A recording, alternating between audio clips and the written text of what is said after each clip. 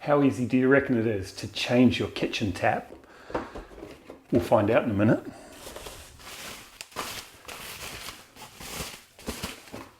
Ooh, so shiny. So pretty.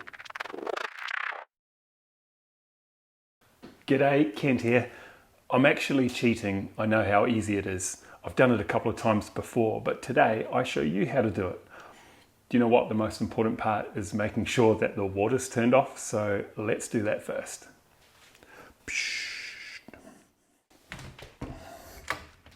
Oh, I forgot to empty the cupboards. Okay, maybe before we turn the water off, let's empty the cupboards. And pull your pants up. It's not the time or the place for a plumber's crack.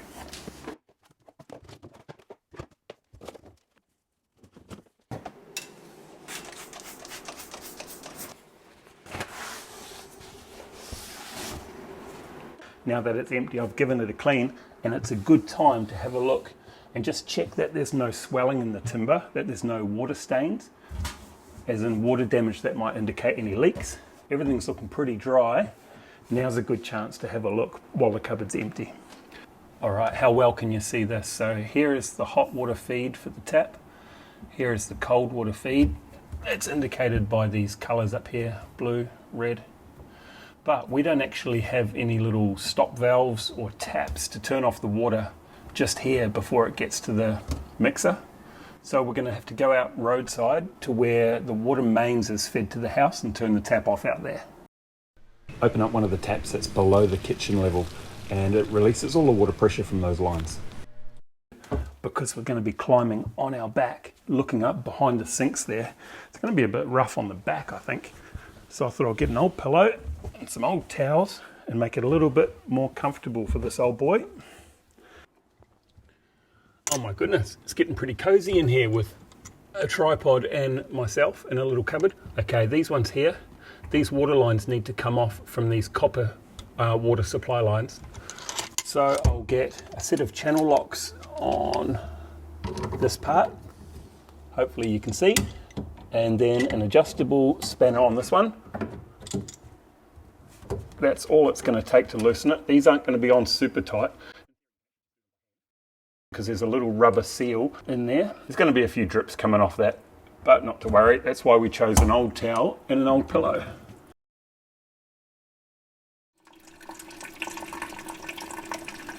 Oh, makes you need to go to the bathroom. Let me get the GoPro so I can show you what's up in there. So this is the back of the sinks here, the water supply lines. Just get them out of the way so you can see, hopefully you can. Up in here is the nut that we need to remove, and that nut is what supports the tap and keeps it nice and firm and steady on the bench. We need to undo that nut and then we'll be able to remove the old tap. I was able to undo this nut just using a deep socket on the socket wrench, but there's actually proper tools that you can buy for this job, and I'll add a link to those in the description down below if you want to check them out online. Whoa, it's at about that point you're glad you wear safety glasses because that just dropped on my head.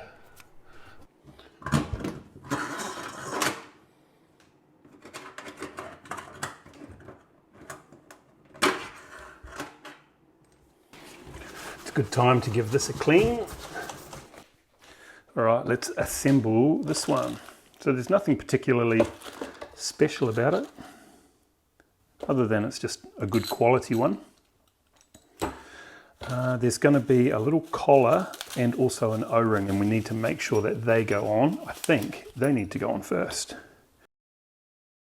No instructions came with this item, so I'm trying to figure out which is the hot, which is the cold. Now, do you think it would be logical if you turn the tap towards hot, then that would be the hot inlet on that side? I think so. Let's give it a go.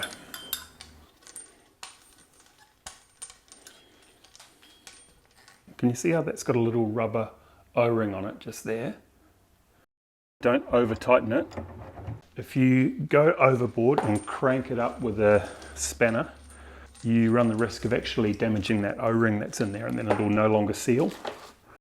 Okay, feed them down through there.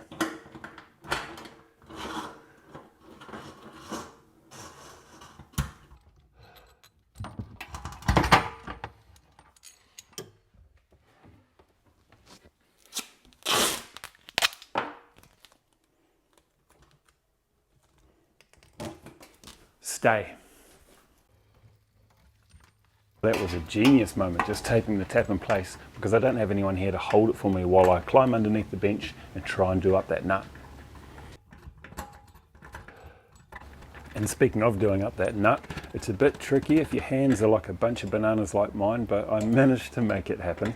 Just before you finish tightening it right up, check the tap.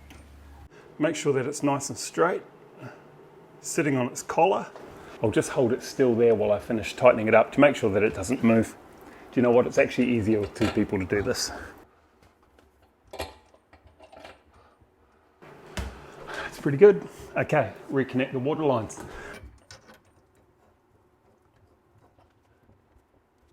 Remember, these are the kind of connectors that just have that little rubber O-ring in there, so don't over tighten it. With those water lines reconnected, we can turn our water back on, and then we're going to check for leaks. Now that is a very shiny new tap. It's all installed with no leaks. Hopefully after watching this video, you're just that little bit more confident to take on the project of installing your own kitchen tap at your place. If this is not the worst video you've ever seen, let me know, thumbs up, and I'd love to have you join me in this video that I've got loaded up for you ready to go. I'll see you there.